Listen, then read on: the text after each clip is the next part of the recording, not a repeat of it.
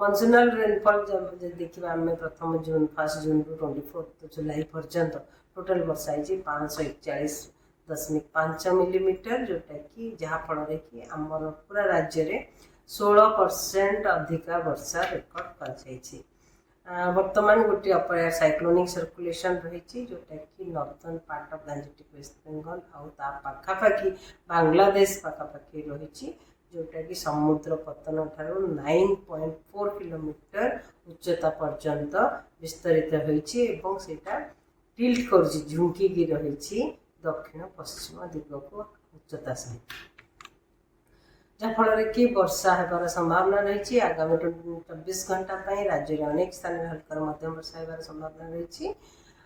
किंतु गोटे दुटा जगार अति प्रबल वर्षा होपे जमीक मयूरभंज केउंझर जिले में गोटे कि दुटा स्थान में अति प्रबल, संबलपुर झारसुगुड़ा सब जिला जो जिला गुड़िक प्रबल वर्षार वार्निंग रही जिला गुड़िक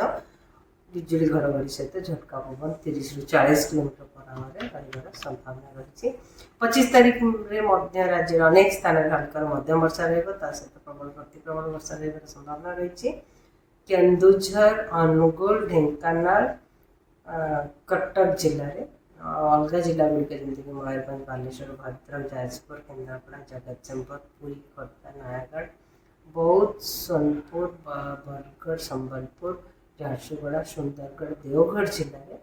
गोटे कि दुटा स्थान में प्रबल वर्षा होबार संभावना रही, किंतु अलग जिला गुड़िक हल्का मध्यम वर्षा रही।